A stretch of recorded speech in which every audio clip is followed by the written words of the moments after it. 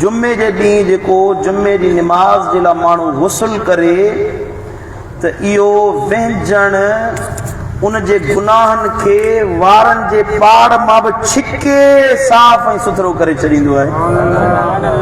जुम्मे जे ॾींहुं जेको माण्हू वेंजे गुस्ल करे त अल्लाह ताला इन गुस्ल खे मुस्लमाननि जे लाइ अहिड़ो बरकत वारो व्यंजन खे अहिड़ो ख़ैर वारो बणायो आहे जो इन सां पूरे जिस्म जे वार वार में जेकॾहिं गुनाह हुजनि उहे सभई वारनि मां गुनाह छणी साफ़ थी वेंदा आहिनि। हबीबन करीम सल्लल्लाहु अलैहि वसल्लम फरमायो त मन इग़्तसल यौमल जुमा कुफ़िरत अनहु ज़ुनूबहु व ख़ताया।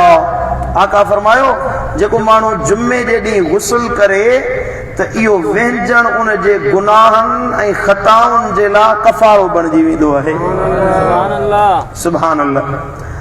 ऐं हज़रत सैयदना अब्दुल्लाह बिन अबी क़तादा रज़ियल्लाहु तआला अन्हु फरमाए त दख़ल अलैहि अबी व अना अग़्तसिलु यौमल जुमा। मां जुम्मे जे ॾींहुं मुंहिंजो बाबा साईं साहबी हुए ताबई आहे हज़रत अब्दुल्लाह चए थो त मां वेठो हुयुसि जुम्मे जे ॾींहुं वेंजी ॿाहिरि निकितुसि घर मां त बाबा साईं मूंखे मिलिया हज़रत क़तादा रज़ियल्लाहु तआला अन्हु। पुछा कई त पुट गुस्लु कहाज़ा मिन जिनाबतिन औ लिल जुमा, जुम्मे जे लाइ वेंतो आहीं या जिनाबत खां वेंतो आहीं? फर्ज़ गुस्ल हुयो उन खां वेंतो आहीं या जुम्मे जी निमाज़ जे लाइ वेंतो आहीं? कुल त मिन जिनाबतिन, बाबा साईं मां जिनाबत खां वेंतो आहियां पाक थियण जे लाइ। काल अइद गुस्लन आखर, वञ दोबारा वेंज वञी जुम्मे जी निमाज़ जे लाइ दोबारा गुस्ल कर। इन्नी समेत रसूलुल्लाह सल्लल्लाहु अलैहि वसल्लम मूं मदीने वारे साईं का बुधो मन इग़्तसल यौमल जुमअति कान फी तहारतिन लिल जुमअतिल उखरा। जेको माण्हू जुम्मे जी निमाज़ जे लाइ जुम्मे जे ॾींहुं वेंजे थो त ईंदड़ जुम्मे ताईं उन जी ख़ताउनि जी पाकीज़गी अल्लाह ताला इन गुस्ल खे बणाए छॾींदो आहे। माना जेके गुनाह अञा कया ई कोन अथई, अञा ख़ताऊं कयूं ई कोन अथई, इहो जुम्मे जो व्यंजन उनखे ईंदड़ जुम्मे जी निमाज़ ताईं जेके ख़ताऊं थियनि अल्लाह ताला उहे बख़्शे माफ़ फरमाए छॾींदो। सुभान अल्लाह। साईं फरमाया अस्सलातुल ख़म्स वल जुम्अतु इलल जुम्अति व रमज़ानु इला रमज़ान मुकफ़्फ़रातुन मा बैनहुन्न इज़ा इज्तनिबतल कबाइर।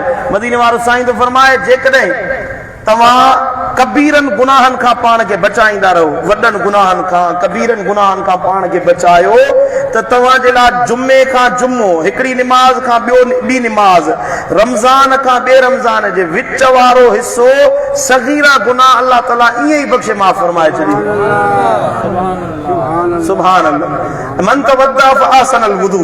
मदीने वारो साईं तो फरमाए जेको माण्हू जुम्मे जे ॾींहुं सुहिणे नमूने सां वुज़ू करे या गुस्ल करे सुम्म अतल जुमा, पोइ मस्जिद में अचे, जामे मस्जिद में जुम्मे निमाज़ पढ़ण जे लाइ अचे, वस्तमा वंसत, ऐं मस्जिद में अचे ख़ुतबो गौर सां ॿुधे, कचहरी न करे, ॻाल्हाए न, ख़ामोश रहे, चुप करे पंहिंजी जाइ ते वेहे ख़ुतबो गौर सां ॿुधे। मदीने वारो साईं तो फरमाए गुफ़िर लहू मा बैनहु व बैनल जुमअति व ज़ियादत सलासति अय्यामिन। अल्लाह ताला हिकिड़े जुम्मे खां ॿिए जुम्मे जे विच में जेके गुनाह कयूं उन जा हर ई गुनाह बख़्शे माफ़ करे छॾींदो। जुम्मे खां जुम्मो ऐं ईंदड़ ॿिया 3 ॾिहाड़ा बि जेके गुनाह कंदो, जेके ख़ताऊं थी वेंदसि, अल्लाह हिन जुम्मे जे सदके उहे 3 ॾिहाड़ा गुनाह उनजी माफ़ी ॾेई छॾींदो। माना पूरनि 10 ॾींहंनि जी माफ़ी अल्लाह ताला हिकिड़े जुम्मे खां ॿिए जुम्मे जे विच में जेकॾहिं माण्हू अचे जुम्मो निमाज़ पढ़े अल्लाह ताला बख़्शे माफ़ करे छॾींदो। ऐं गौर ॾियो त हीअ हदीस पढ़ा। मदीने वारे साईं फरमायो तुहशरुल अय्याम अला हैअतिहा। जुम्मे जे क़यामत जे ॾिहाड़े जेके ॾींहं आहिनि, जुम्मो, छंछरु, आचर, सूमर, अंगारो, अरबा, इहे ॾिहाड़ा क़यामत जे ॾिहाड़े हिकिड़ी मख़सूस सूरत में अल्लाह जे हुज़ूर में पेश थींदा। छंछरु बि ईंदो, आचर बि ईंदो, सूमर बि ईंदो, ख़मीस ईंदी, अरबा ईंदी, सभई ॾींहं ईंदा। व तुहशरुल जुम्अतु ज़हरा मुनीरतन अहलुहा यहुफ़ून बिहा कल उरूसे तुहदा इला खिद्रिहा। मदीने वारो साईं तो फरमाए त जुम्मो बि ईंदो पर जुम्मे जो ॾींहुं एॾो सुहिणो हूंदो जीअं कुंवार खे सजाए माण्हू वठी ईंदा आहिनि न। जुम्मे नमाज़ पढ़ण वारा, जुम्मो मल्हाइण वारा, जुम्मे सां निभाइण वारा, उहे उन जुम्मे जे चौधारी हूंदा। जुम्मे जो ॾींहुं चमकदार चेहरे वारो हूंदो, रोशन मुंहं वारो हूंदो, ऐं उनखे जीअं कुंवार खे ॼानी घोट ॾे वठी वेंदा आहिनि, जुम्मे पढ़ण वारा जुम्मे सां गॾिजी ईअं जन्नत में रवाना थींदा।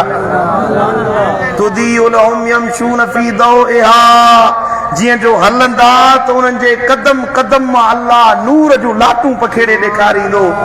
अलवानहुम कसलजे बियादा, उन्हनि जा रंग जुम्मे जो ऐं जुम्मे मल्हाइण वारनि जो, जुम्मे जी राति में इबादत करे, जुम्मे जे ॾींहं में बंदगी करे, उन्हनि जा मुंहं मदीने वारो साईं तो फरमाए जीअं ॻड़ा सफ़ेद हूंदा आहिनि न, ॻड़नि वांगुरु उन्हनि जा चेहरा सफ़ेद हूंदा।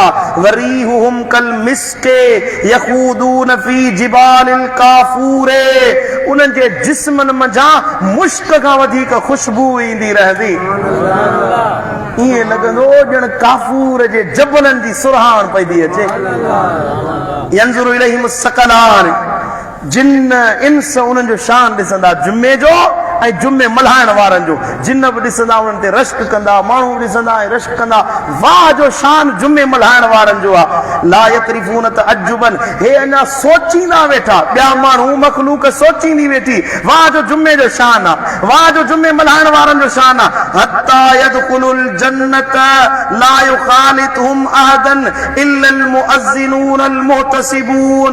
मदीने वारे साईं फरमायो अहिड़ो दर्जो कंहिंखे कोन मिलंदो जहिड़ो शान जुम्मे निमाज़ ऐं जुम्मे जे ॾींहं जुम्मे जी राति खे मल्हाइण वारनि खे अल्लाह अता जन्नत में दाख़िल थींदा। अहिड़ो दर्जो ॿिए कंहिंखे न मिलंदो इल्लल मुअज्जिनून, मगर उहे माण्हू जेके अज़ान ॾियण वारा आहिनि न, जंहिंजी ड्यूटी अज़ान ॾियण जी आहे, उन्हनि खे अल्लाह अहिड़ो शान ॾींदो जेको जुम्मे मल्हाइण वारनि जो शान आहे।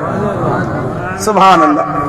ऐं साईं फरमायो इन यौमल जुमअते व लैलतिल जुमअ 24 साअतन, जुम्मे जे ॾींहं ऐं जुम्मे जी राति में 24 अहिड़ियूं घड़ियूं आहिनि। जुम्मे में राति में 12 घड़ियूं, ॾींहं में 12 घड़ियूं, 24 कुल घड़ियूं अहिड़ियूं आहिनि। लैस फीहा साअतुन इल्ला वलिल्लाहि फीहा 600 अल्फ अतीकिम मिनन नार, हर घड़ी में अल्लाह ताला 70,000 गुनहगार बख्शे माफ़ फरमाए छॾींदो।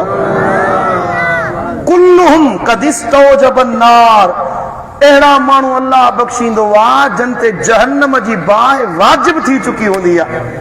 जुमे जे सदके अल्लाह ताला उन्हनि खे बख्शे माफ़ करे छॾींदो आहे।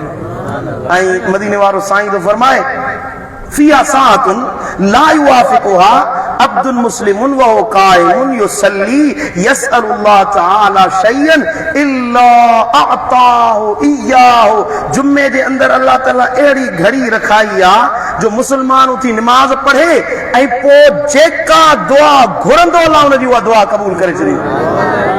जुम्मे में अल्लाह अहिड़ी पोशीदा घड़ी रखाई आहे, पर उहा लिकल आहे, पोशीदा आहे। ख़बर जीअं रमज़ान में लैलतुल क़द्र अल्लाह लिकाई आहे, जीअं तीअं क़बूलियत जी घड़ी जुम्मे में अल्लाह ताला लिकाए छॾी आहे। तव्हां मां को माण्हू सभिनी कमनि खां वांदो थी मस्जिद में कुंड वसाए जुम्मे जो जीअं राति बीहे मगरिब थिए त वेही दुआ घुरे, घुरंदो रहे, वेंदे ॿिए निमाज़ असुर निमाज़ ताईं इहा दुआ घुरंदो रहे, उहा घड़ी अल्लाह ज़रूरु उनखे अता फरमाईंदो।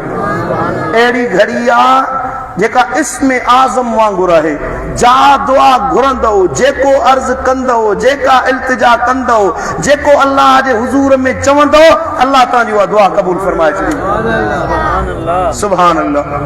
ऐं ॿी हदीस मुबारक आहे, हे त हिकिड़ी घड़ी हुई न, मदीने वारे साईं फरमायो यौमुल जुमअती 12 साअ, जुम्मे में जुम्मे जे ॾींहं में 12 अहिड़ियूं घड़ियूं आहिनि, हिकिड़ी न, पर मदीने वारे साईं सखावत कई हिकिड़ी घड़ी न आहे, 12 घड़ियूं आहिनि अहिड़ियूं। ला यूजदु अब्दुल मुस्लिमुन यसअलुल्लाह तआला शयअन इल्ला आताहु इय्याहु।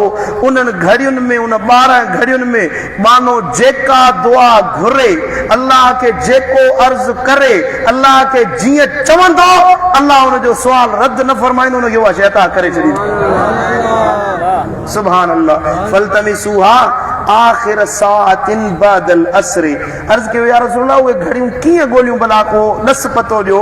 जीअं मदीने वारे साईं फरमायो त लैलतुल क़द्र आख़िरी अशरे में ॻोल्हियो, रमज़ान जे आखिरी अशरे में, आखिरी अशरे जी 21 रातियुनि में, 21, 23, 25, 27, 29 में ईअं ई मदीने वारे साईं फरमायो जेकॾहिं तव्हां जुमे जी क़बूलियत वारी घड़ी ॻोल्हणु चाहियो था फल्तमिसूहा आखिर साअतिन बादल असर, टे पहरी निमाज़ खां बाद में, जुमे जे ॾींहुं टे पहरी निमाज़ पढ़ी वियो, टे पहरी खां वठी मगरिब ताईं विच में जेको वक़्तु आहे इन में इहे 12 घड़ियूं अल्लाह लिकाए छॾियूं आहिनि। इन में दुआ घुरंदा रहो, अल्लाह तव्हांजी हर दुआ ज़रूर बिल ज़रूर क़बूल फरमाईंदो।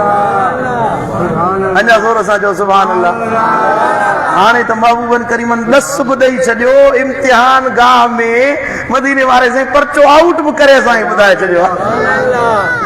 दुआऊं घुरो, जुमे खे मल्हायो, असर निमाज़ खां पोइ, टे पहिरीं निमाज़ खां पोइ गौर कर न कहिड़े पासे ध्यानु अथई। सुभान अल्लाह। जुमे जे ॾींहुं ऐं जेकॾहिं हाणे इहा रिवायत मूंखे बयानु करणु घुरिजे या न करणु घुरिजे,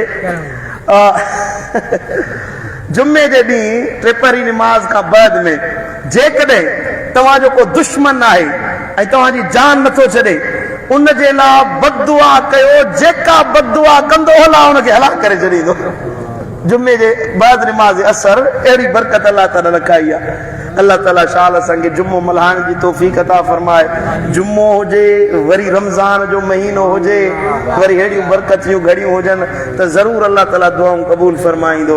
अल्लाह ताला असांखे हुन जमात में शुमार फरमाए जेके नूरानी चेहरे वारा जुमे सां गॾु जन्नत में रवाना कया वेंदा। अल्लाहुम्मा सल्लि अला नबीना मुहम्मद व आलिहि वसहबिहि। या अल्लाह असांजा गुनाह माफ़ फरमा, ख़ताऊं दरगुज़र फरमा। ए मुंहिंजा करीम रब असांजा रोज़ा क़बूल फरमा, असांजूं निमाज़ूं क़बूल फरमा, असांजूं तरावीहूं क़बूल फरमा। ए मुंहिंजा मौला असांजा क़ियाम ऐं सजदा क़बूल फरमा, असांजो कूद व सुजूद क़बूल फरमा। ए मुंहिंजा मौला जेका टुटल फुटल इबादत कयूं था पंहिंजे दर ते उनखे शर्फ़ क़बूलियत अता फरमा। ए मुंहिंजा मौला असांजो बातिन रियाकारी सां भरियल आहे। ए मुंहिंजा मौला असांजो ख़्याल ख़ुदि पसंदी सां भरियल आहे। ए मुंहिंजा करीम रब बस पंहिंजी नवाज़िश फरमा। अॼु जुमे जी भलारी रात में तुंहिंजे घर में वेही ए बाना तुंहिंजी ख़िदमत में अर्ज़ गुज़ार आहिनि। मौला असांजा गुनाह माफ़ फरमा, असांजूं ख़ताऊं दरगुज़र फरमा, असांजा ज़ाहिर ॿुझा सगीरा कबीरा नंढा वॾा हर गुनाह बख़्श फरमा। हे मुंहिंजा मौला असां सभिनी जे दिलि जूं मुरादूं पूरियूं फरमा। रमज़ान जी भलारियुनि रातियुनि जे सदके, तुंहिंजी रहमतुनि जे सदके, तुंहिंजी करम नवाज़ी जे सदके असां सभिनी जी दुआ खे क़बूल फरमा। हे मुंहिंजा मौला असांजे मथां पंहिंजी ख़ासि रहमत नाज़िल फरमा, असांखे बातिन जी ख़ैरात नसीब फरमा, असां सभिनी जे सीननि खे पंहिंजी मुहबत सां माला माल फरमा। मौला पंहिंजी मुहबत अता फरमा, पंहिंजी मारिफत ऐं पंहिंजो इश्क नसीब फरमा। हे मुंहिंजा मौला गुनाहनि जी मुहबत खां बचा, बेहयायुनि बदकारियुनि जी मुहबत खां बचा। हे मुंहिंजा मौला बेरह रवी जे रस्ते खां बचा, ख़ुतवात शैतान खां बचा। हे मुंहिंजा मौला असांजूं विखूं पंहिंजी रहमत ना खॼण वारियूं अता फरमा। असांजी ज़ुबान खे पंहिंजो ज़ाकिर बना, असांजी दिलि खे पंहिंजो शाकिर बना। हे मुंहिंजा मौला असांजे जिस्म खे पंहिंजो ऐं पंहिंजे नबी जो मुती ऐं ताबेदार बना। हे मुंहिंजा करीम रब जेको घुरियोसीं सो बि अता फरमा, जेके ॻाल्हियूं ॿुधूं था उनजे मथां अमल जी तौफ़ीक़ अता फरमा। मुंहिंजा मौला तुंहिंजे नबी जूं जेके हदीसूं ॿुधूं था, तुंहिंजे नबी जा जेके फरमान ॿुधूं था, जेके क़ुरान जूं आयतूं पढ़ूं ऐं ॿुधूं था, मदीने वारे साईं जे सदके असांखे हर हर हदीस ते अमल जी तौफ़ीक़ अता फरमा। मौला दिलयुनि खे हिदायत तो अल्लाह जे तरफ़ां हासिल थींदी आहे। मुंहिंजा मौला दिलयुनि में तब्दीली तूं रब फरमाईंदो आहीं। तुंहिंजे नबी फरमायो आहे त माण्हुनि जूं दिलियूं तूं अल्लाह जी आङुरियुनि जे विच में हूंदियूं आहिनि। जंहिं दिलि खे तूं जेॾां पलटाईंदो आहीं उहा दिलि ओॾां वरी वेंदी आहे। मुंहिंजा मौला असांजी दिलयुनि खे पंहिंजे इताअत ऐं पंहिंजे ताबेदारी ॾांहुं मोड़। हे मुंहिंजा मौला असां सभिनी खे अमल जी तौफ़ीक़ अता फरमा, असां सभिनी खे हिदायत वारी वाट ते हलण जी तौफ़ीक़ अता फरमा। व सल्लल्लाहु तआला अला खैर ख़ल्क़ी हबीबिना मुहम्मद।